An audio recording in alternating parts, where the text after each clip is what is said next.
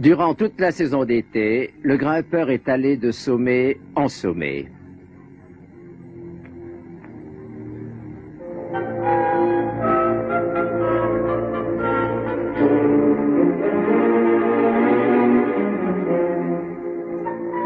Puis c'est l'automne, merveilleuse saison dans les alpages, dans les vallées, sur les sommets. En la voyant s'éteindre, on découvre une vie qui s'en va magnifiquement, mordorée, flamboyante, mélancolique. Pour un temps, grande nature et grimpeurs retrouvent leur solitude et leur silence. Pourtant, si une vie s'en va, déjà une autre se prépare. Là-haut, dans leur crête de givre, les sommets sont plus beaux, plus attirants, plus appelants que jamais. L'automne, c'est le moment où l'on se souvient, mais pour le grimpeur, c'est déjà le moment où il se prépare. À bien des points de vue, une ascension, c'est un espace à traverser. On rêve. Rêver, attendre, c'est déjà être en marche. Puis vient l'hiver qui renouvelle les reliefs. Un nouveau paysage établit son silence.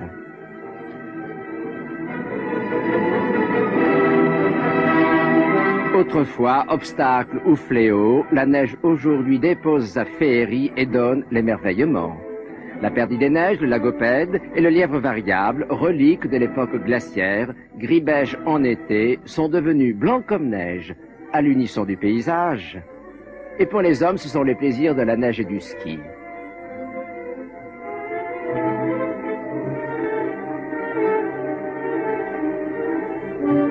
Cependant, la joie des grandes descentes n'efface pas les sommets entrevus, plus hauts, plus durs, plus engageants. Souvenirs et projets se croisent et s'entremêlent.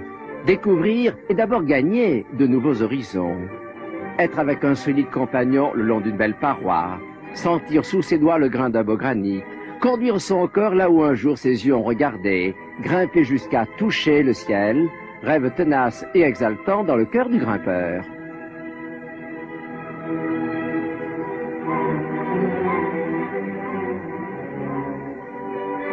Quand les villes sont grises, ou bien encore au contraire, quand un coup de vent a balayé les nuages et qu'apparaît alors un coin de ciel, on songe volontiers à l'altitude. L'altitude qui est un chiffre, mais tout autant un sentiment. Des noms de pics, d'aiguilles, de parois chantent en nous sans que l'on sache exactement pourquoi, semblent nous appeler. Est-ce le nom lui-même, l'image de la montagne, ou bien encore une certaine idée que l'on se fait d'escalade? Les raisons sont innombrables, enchevêtrées, personnelles, souterraines, comme la sève qui monte des racines. Mais le temps a passé, la neige se retire en altitude, les bêtes reprennent vie. C'est le plaisir de courir, de sauter, d'aller respirer un autre air, d'aller chercher la meilleure herbe, le meilleur pâturage. C'est le printemps.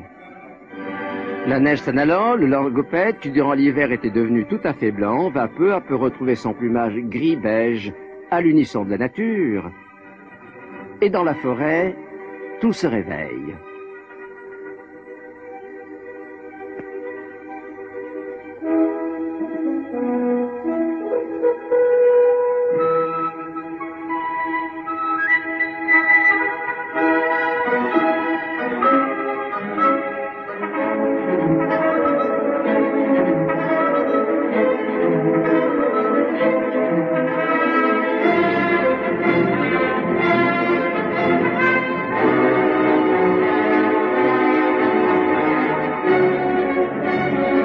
Écureuils, mésanges, citelles, pique et pêche, agrippés au tronc comme un grimpeur à sa paroi.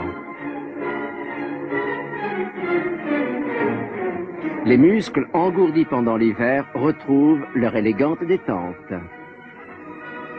Innombrables oiseaux qui reprennent leur chant. Le printemps m'appelle, semble dire toutes ces gambades, toutes ces courses. Chaque bête, chaque homme, chaque arbre, chaque rivière était un volcan endormi qui soudain se réveille. Nous sommes de même sang. Détendre ses ailes.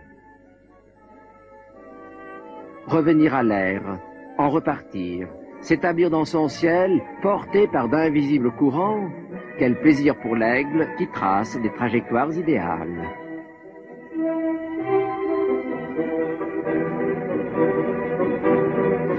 Autre oiseau, autre vol, au-dessus de la mer, les gabions, maîtres de la voltige, acrobates du ciel.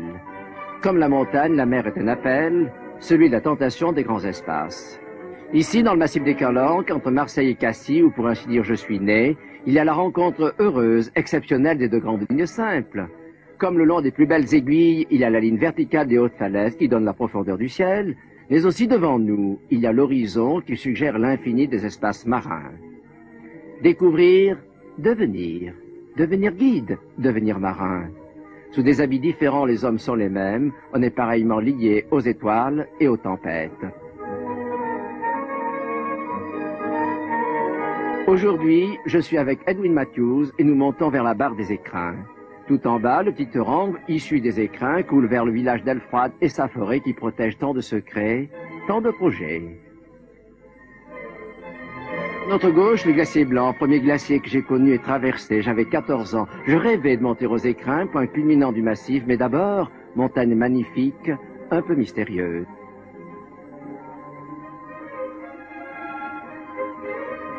Bientôt, nous arrivons au refuge, dominé par la haute crête des écrins où nous irons demain.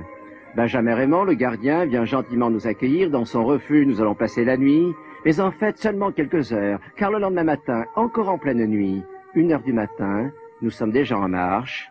Et maintenant, sur le glacier, chacun chemine dans son silence et dans ses rêves.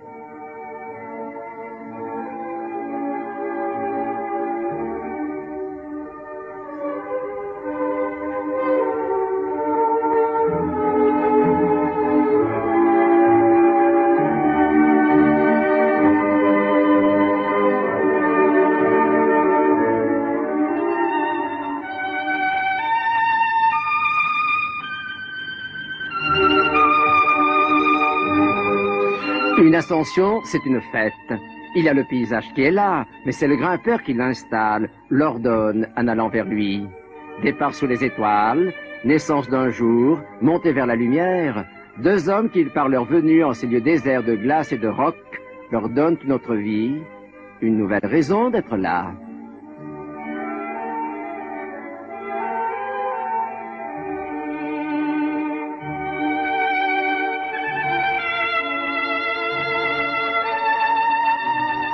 Dans ce monde, au-dessus du monde, qu'est la haute montagne, un vaste glacier, plus qu'une paroi rocheuse, apporte le mystère et donne le sentiment de l'altitude.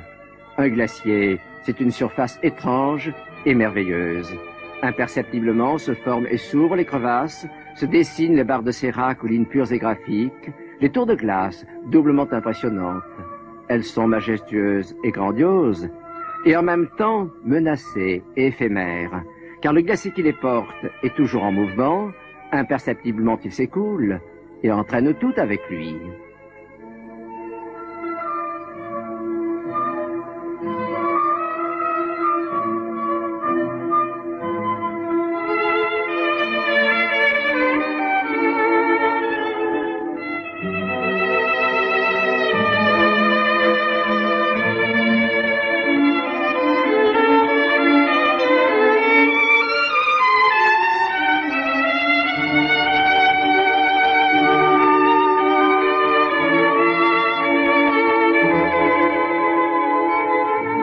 Sous la longue rimée qui défend la muraille sommitale des écrins, nous traversons le haut du glacier. Une rimée, c'est une